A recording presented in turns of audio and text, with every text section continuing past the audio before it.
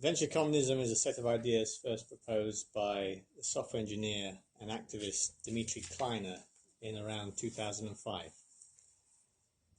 And the point of venture communism is to develop a new type of revolutionary organization that immediately allows workers to start to exit the capitalist system and enter a communal system where the means of production are jointly and equally owned. So given the long-standing crisis of traditional working class organizations, I think these ideas are relevant and timely. However, before we can consider venture communism, we need to consider venture capitalism. So let's begin with Marx's analysis of the circuit of money capital. So money functions as capital and becomes money capital when it participates in a social practice that uses money not merely as a means of exchange, but also as a principal sum that funds production in exchange for a share of the profits. And the circuit begins with an advance of money capital to purchase means of production and labour power. Workers then add their labour and transform the means of production into outputs ready for sale in the market. And then finally, under normal circumstances, the output gets sold for a profit. So the initial outlay of money capital returns to the capitalist with a profit increment. And the profit may be spent on luxury consumption goods or to increase the scale of production or both.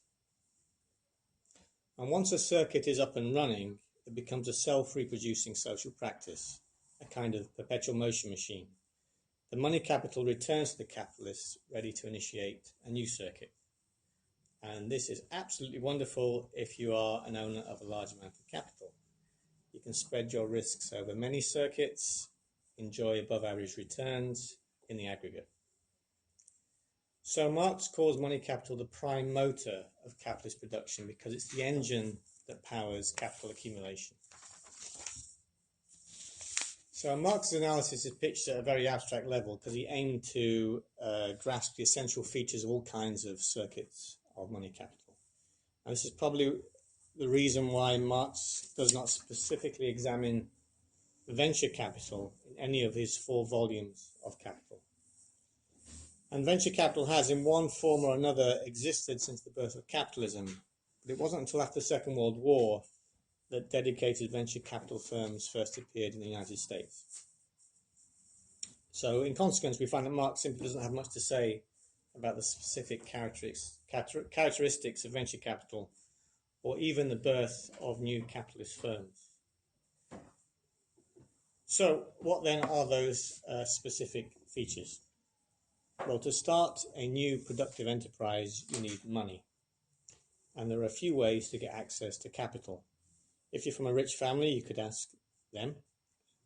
Or an angel investor might provide you with some initial seed capital. Or if you've got a track record or some traction in the market, you can try pitching to venture capital funds proper. And these funds prefer to invest in firms about to enter a significant growth phase. Now, for simplicity, I want to lump all these private sources of capital together and simply call them venture capital.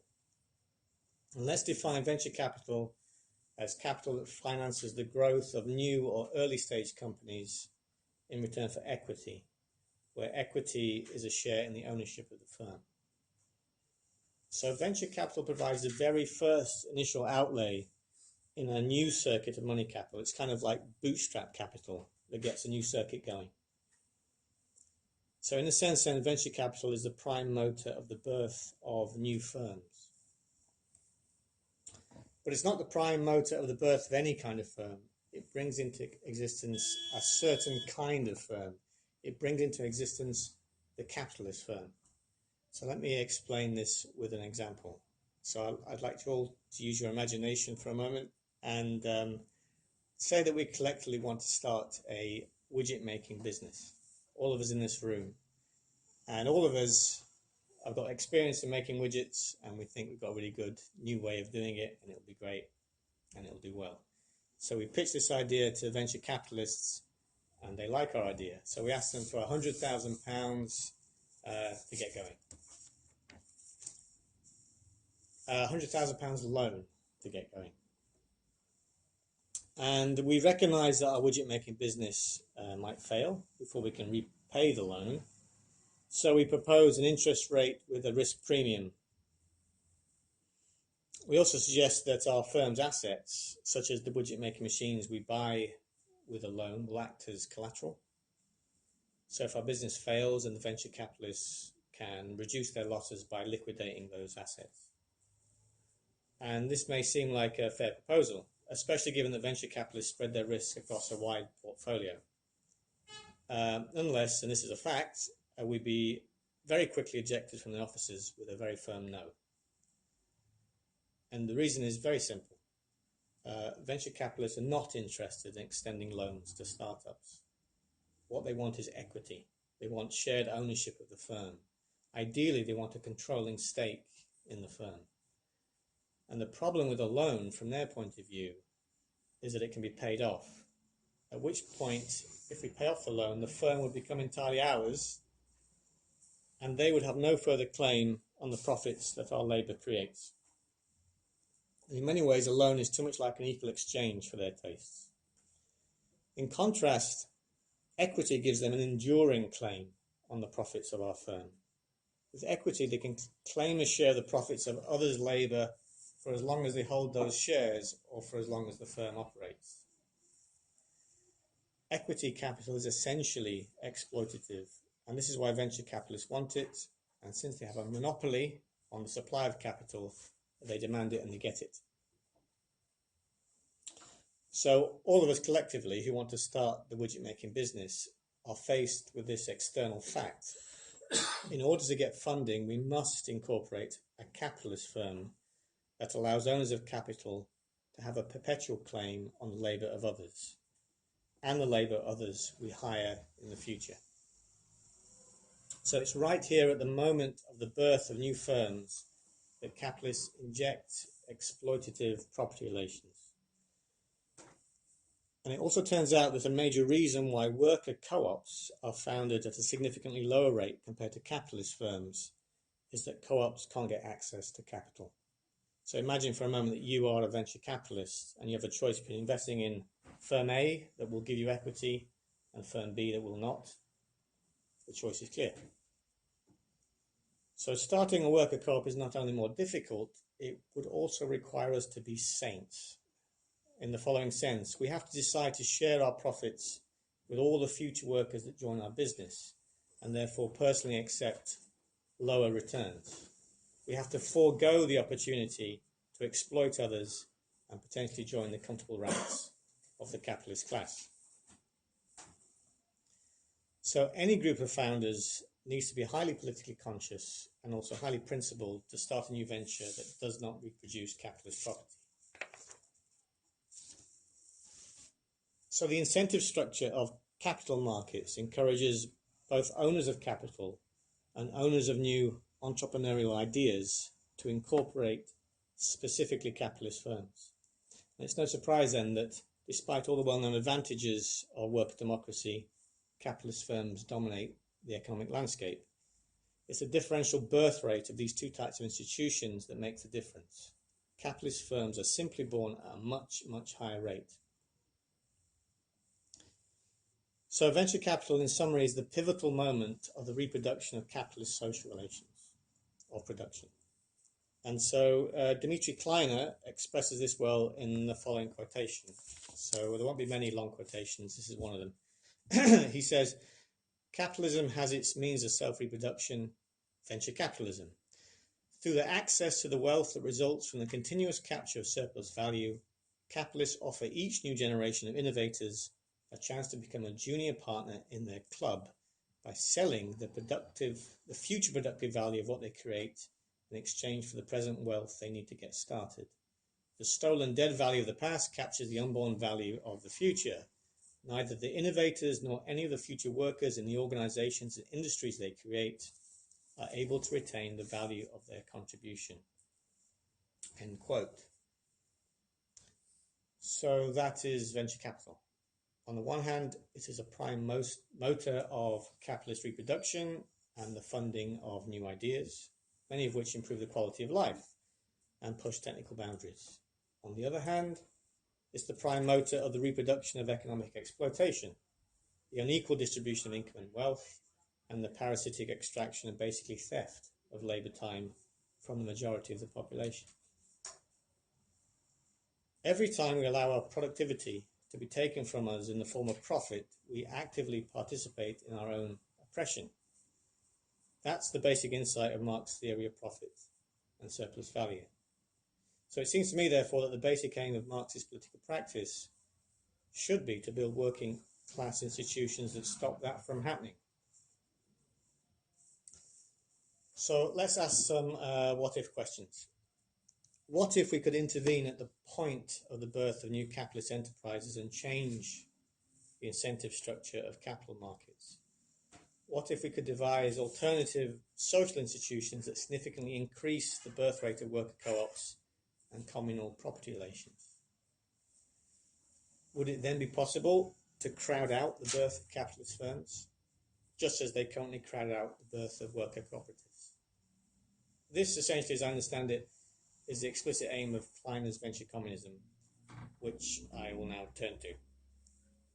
Okay, so I'm going to try and sketch an institutional structure, parts of which are depicted in the handout. Obviously, I'm going to skip a lot of detail, given the time constraints. I'm also not going to criticize the set of ideas very much. We can leave that to the discussion. I'm going to try and summarize them as best I can.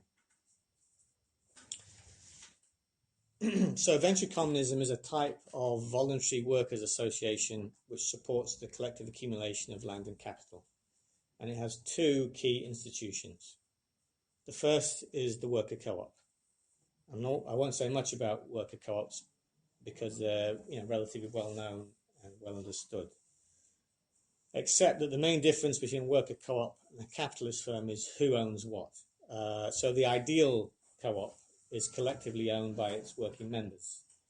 In contrast, the ideal capitalist firm is collectively owned by its shareholders. A capitalist firm hires in human beings at a pre-agreed rental price, then sets them to work. The shareholders then claim the profits generated by this labour solely in virtue of that paper claim, independently of whether they contribute to production or not. So the capitalist owner earns income simply by privilege. So as John Stuart Mill observed, they can earn money even when they sleep. A worker co-op, in contrast, reverses this contract between capital and labour. The worker co-op hires in capital rather than hiring in labour, and the working members of the co-op claim the profits generated by their labour, which is then distributed to the members according to some kind of democratic divide the pie scheme. The key point is that worker co-ops are not exploitative economic institutions. For example, Marx, in Volume 3 of Capital, states that cooperatives overcome the antagonism between capital and labour and should therefore be considered as forms of transition from the capitalist mode of production to the associated one. It then goes on to say there's various problems with the whole approach, but it does make those statements. So that's the first institution of venture communism, worker co-ops. The second key institution is the Commune itself, which is a democratic federation of co-ops and their members. And the first point is that all the property of the co-ops is collectively owned by the Commune.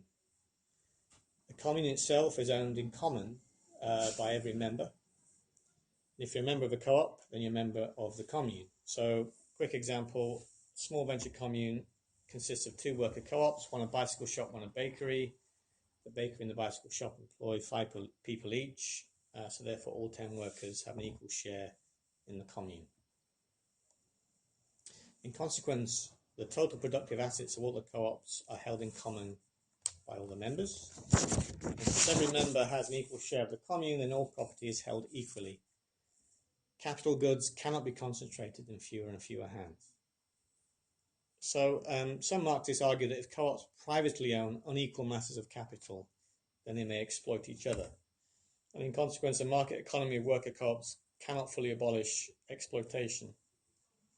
So whatever the merits of that particular argument, it doesn't apply to venture communism. The commune doesn't plan production at the microeconomic level. Instead, those decisions are decentralized, subject to the discipline of the market, as in capitalist society. The main function of the commune is the democratic stewardship of the common stock of productive assets.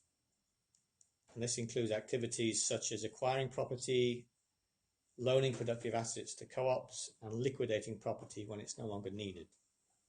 So the commune exerts macroeconomic control over production because it manages the distribution and use of the communal property. So I want to examine the most important example of this function. So if we put our minds back to our widget making business that we want to start, because we're all very excited about widgets, we didn't get very far with the venture capitalists because they wanted equity and we weren't willing to give it to them. But we still need capital to start our business. So can the venture communists help us? So let's say we pitch our idea to the venture commune, and the members really like it and think it's a good business bet. After some deliberation, they vote to fund our startup, so we're in business. However, the terms of the funding offered by the venture communists are quite different from those offered by the venture capitalists.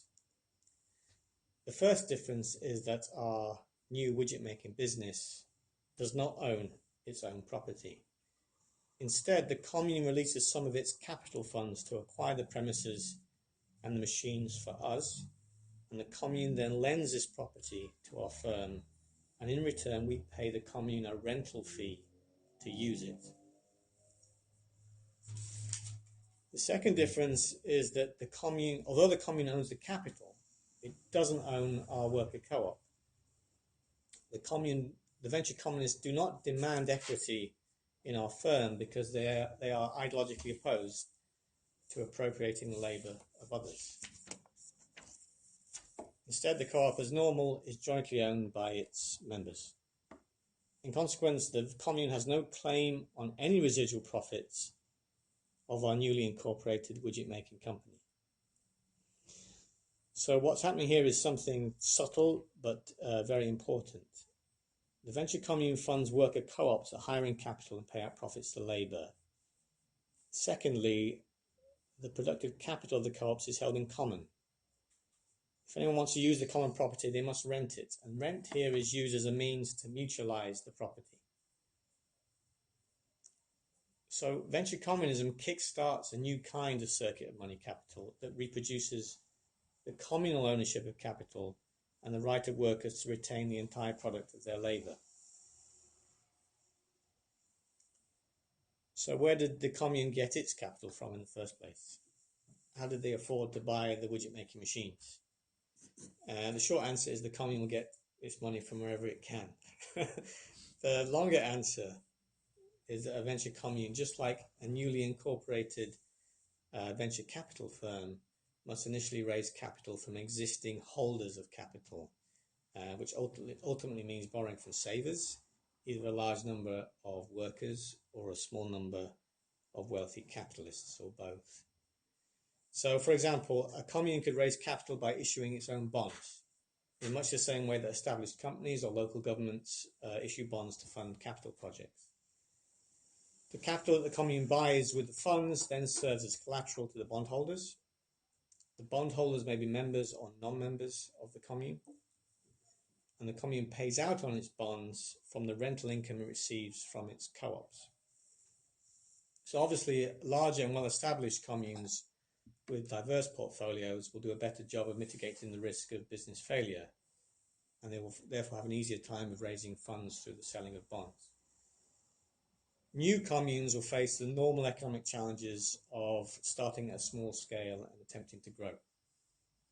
Once a bond reaches maturity, it needs to pay out, then the bondholders will cease to have any claims on the property of the commune. So that, extremely briefly terms, summarise the two economic institutions of venture communism. Federation and worker co-ops, a venture commune, common ownership and means of production, rent as a mechanism to mutualise property. What would it be like to be a member of a venture commune?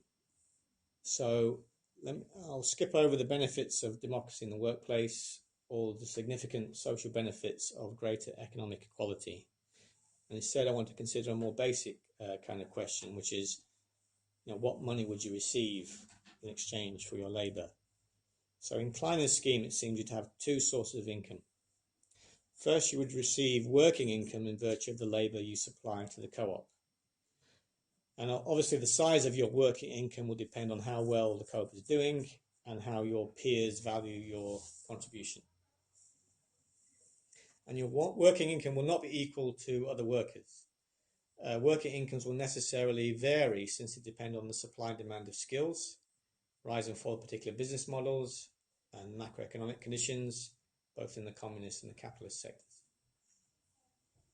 The second type of income you receive is a kind of basic income, which you receive in virtue of your membership of the commune and your shared ownership of the means of production.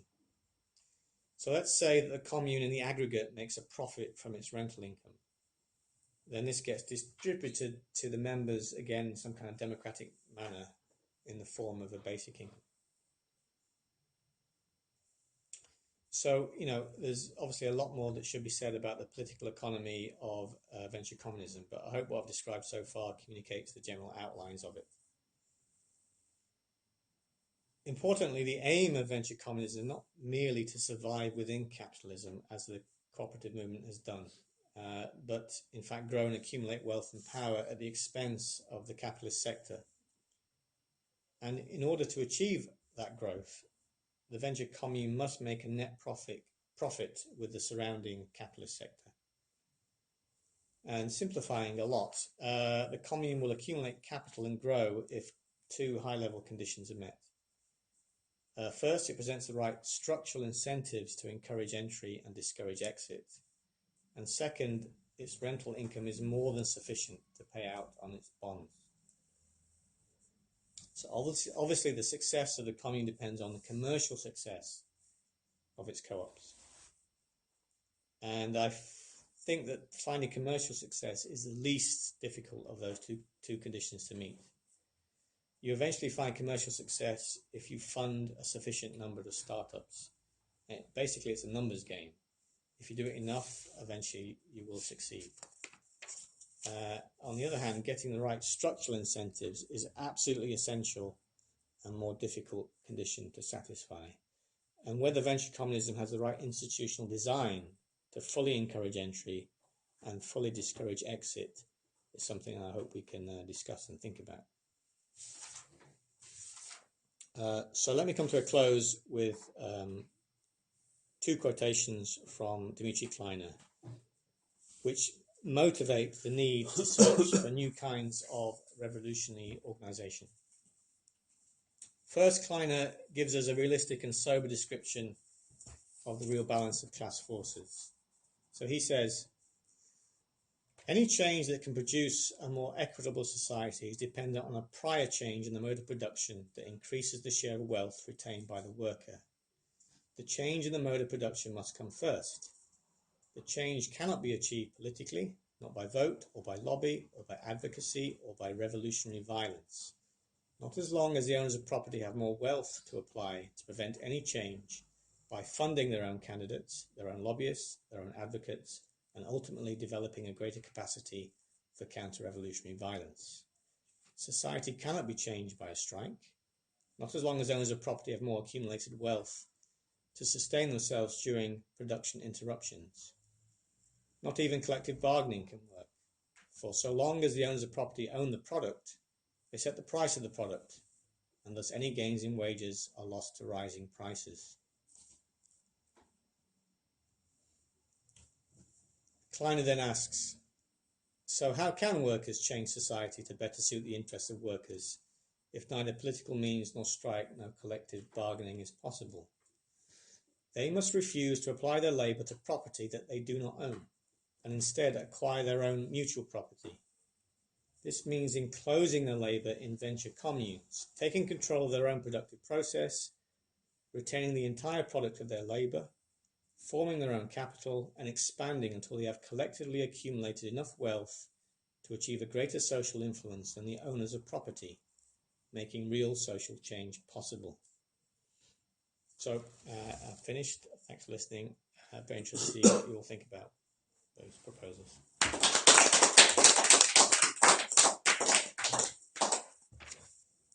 Over to you. Yeah, thank you very much, everyone. Really enjoyed listening to everything that was said. I wrote down a lot of notes, just too many. So I'll do my best to briefly respond to some of the issues that were raised. Given the way my short-term memory works, let's talk about coercion first. That was the last thing that was mentioned. Yeah, so property relations, social relations, production, they're kind of like rules of a game, and they do have to be enforced. And interestingly, under capitalism, there are certain contracts that people could, if they so chose, in inverted commas, freely enter into, but are in fact illegal and would be prevented. You'd be prevented for doing it. For example, I couldn't raise equity in myself. I couldn't sell my future productive value for a lump sum today, and then people could lay a claim on my labor in perpetuity. That contract is illegal under capitalism. Some right-wing libertarians would say it should be allowed because there's some people with lots of capital and some people with none, and place a bet and it'll be more efficient in some weird sense. It's not allowed. Similarly, if you're a horrible person and purely interested in your own economic advantage, you would try and use people as slaves, and it does happen all over the world, on a horrifying scale, actually. But in many countries, it's against the law, and if anyone tries to enslave people, the state will stop you. So I don't think it's the case that any progressive new set of rules of the game can be perfectly closed in terms of incentives. There still has to be, rules that are enforced to prevent regression. And that happens under capitalism. I expect that also would happen under, communal property arrangements. For example, and this just briefly on Mondragon, they in fact hire in workers. There's a split between members and hired in workers who are, in a sense, second-class citizens. And that shouldn't be allowed. That's completely against the whole point of the exercise, as far as I'm concerned, and yet they do it. And so, in a hypothetical venture commune, there will need to be some work done to inspect co-ops and check what they're doing and look at their books and say, look, hope you're not hiring any contractors on a rental fee. If you want to hire in people for, say, a few months to do a bit of extra work, then you got to be members on a pro rata basis and have a democratic vote during that time, and have dibs on the profit that was generated pro rata during that period. You cannot have contractors, and you cannot have, so coercion of that nature, has to exist. I agree. Why economics first? And well, I guess it depends on how acute you feel the problem is in current working class organizations. And I won't go through the list of the kinds, because we all know what they are. But I basically have a fundamental problem with all of them on the criteria of not attacking the root problem, which is people spend most of the day working for a capitalist firm and creating profits for the capitalist class, which is then used against the working class. We are participating in our own oppression every single day. And it seems to me that almost all of the revolutionary institutions that the working class have historically innovated don't really fully get to grips with that issue. I won't go into all the ins and outs of that in details, but so I feel that's a very acute problem. And one of the properties that makes me very attracted to Kleiner's ideas is his attempt to grasp that problem right at the root, to stop us doing that. You know, there's plenty of people working in hard in trade unions or in revolutionary organizations, and yet spend a good amount of their day, in fact, creating wealth for the capitalist class. The point is, why economics first is to break the circuit of money capital. It's to break it, to stop it. It's the engine of the reproduction of exploitative economic relations. It's the pivotal moment. If you want to break a car, smash up its engine. You know, arguably one of the main engines of capitalism is the birth of new capitalist firms. You know, break it, stop it. So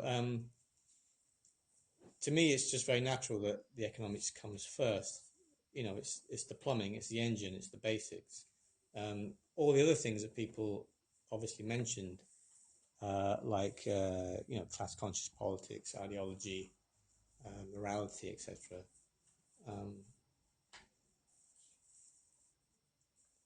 They'll just come. I think the most important thing is to get the economics right. What I mean by that, the institutional design correct. So a lot of the historical examples are very important and worth reflecting on. I try and distill it down to basically saying, oh, it's really hard. The capitalists in the state will squash us because they have done in the past. And of course, they'll try and do it again in the future. But the question is, how strong is that thing that is being squashed? And if you think we've reached a terminus of innovation in types of working class organizations, then we're always going to be squashed. Or we're always going to have that kind of power that can be squashed. But if you think it's possible that the future is open and there's still lots of room for innovative ideas in terms of institutional design, then there is the possibility of having new kinds of working class organizations that are in fact stronger. So the center is stronger, so they're harder to squash. And, tiny differences in institutional design can have enormous effects that amplify in a positive feedback effect over time. Tiny differences in design can have enormous effects in terms of the evolution of organizations.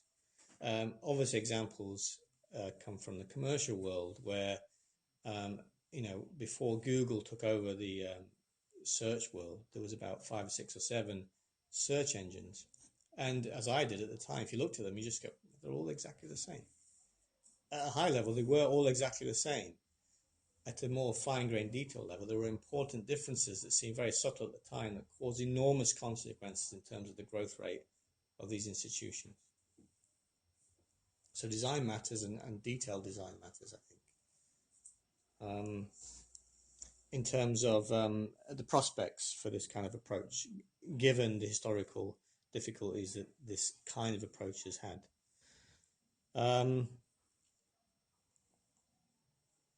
The state. So I'm just assuming that the backbone of this kind of venture communism would be on some kind of blockchain-like technology, even with potentially creating its own currency with an exchange rate with the capitalist sector, and immediately global, and probably illegal, and off the matrix in a way.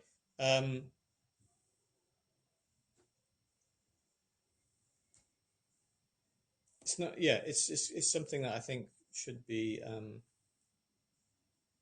outside of the normal politics of the nation state, and in a sense, consciously against it. And the venture communist political economy that was described, Klein doesn't go much beyond what I've said actually, but clearly you could think about how it could be a state within a state, and have additional institutions.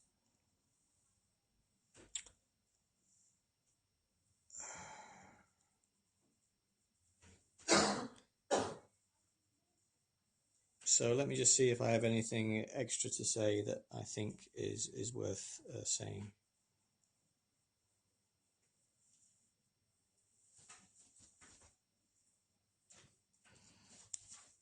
Well, there's issues about how efficient venture communism would be in respect to the capitalist sector. Um, the issue of intellectual property that was raised and whether this applies not so well to material goods. Mondragon and what we can learn from existing co-ops, and so on. But I think that's all I want to say. We could talk about the rest later if you want. So I think I'm done.